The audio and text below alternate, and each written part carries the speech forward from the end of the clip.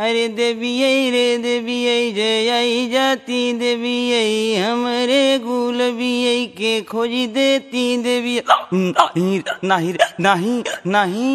नहीं।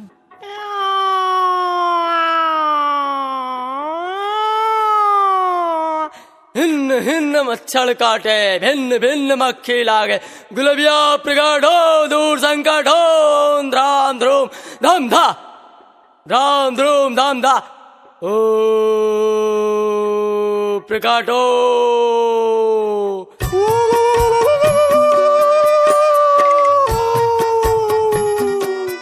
ओम हिन्न हिन्न मच्छर काटे भिन्न भिन्न मक्खी लागे गुलबिया प्रकट हो।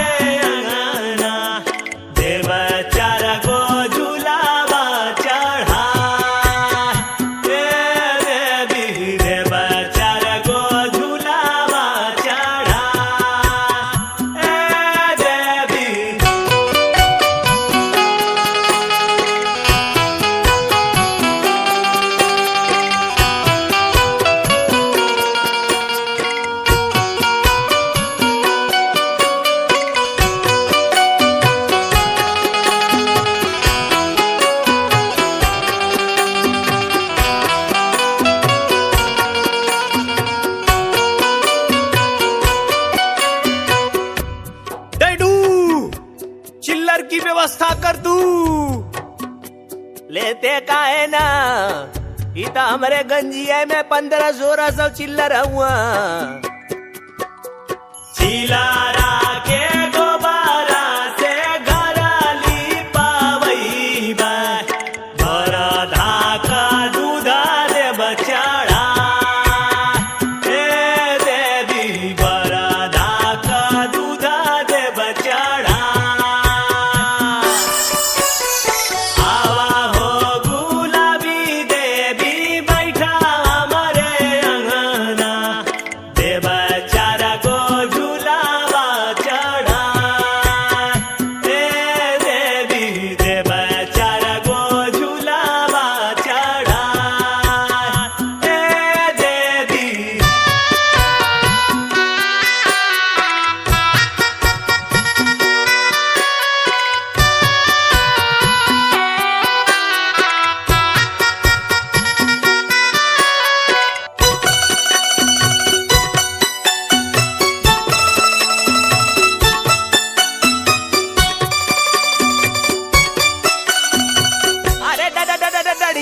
छोड़ रे डैडू निकाल लेने दो देवी को लिख का घी भी तो चढ़ाना है। लिखिया के घिउआ से हो मकरवई बो देव चार को किलानी चढ़ा देवी देव चार को किलानी चढ़ा।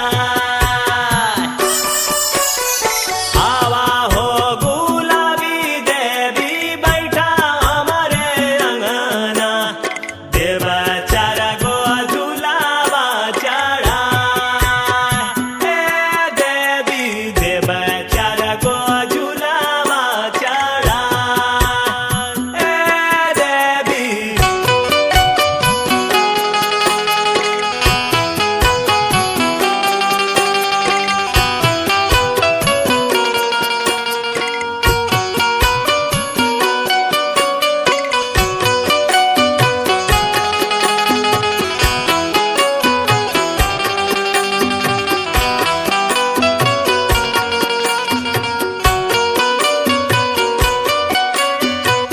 चला किलनी भी काम कर देले जवान हम पिलई के संगे एक हफ्ता सुतली तू भी सर्वा स्वार्थ हो गया ले बकड़ी का लेडी भी ले बकड़ी के लेडिया का चिला मा चढ़ई वो देव गुड़ा गुड़िया थामा देवी देव गुड़ा गुड़िया थामा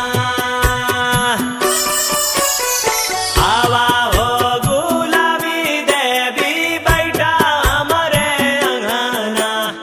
देव चार गो झूलावा चढ़ा देवी देव चार गो झूलावा चढ़ा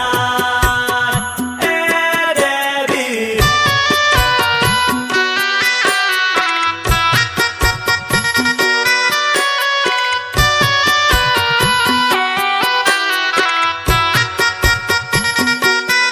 हे भगवान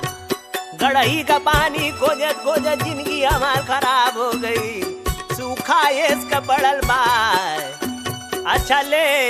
चौबेपुर के भट्ठा वाली गड़ही में से कुछ व्यवस्था कैले चढ़ा देवी के ले वो अगा जान ढोलावा की रौना का भोगा लगावई वो गढ़ही का पानी देव पिया देवी गढ़ही का पानी देव पिया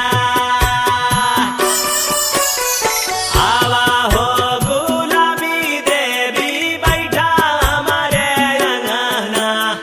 देव चार गो झूलावा चढ़ा देवी देव चार गो झूलावा चढ़ा देवी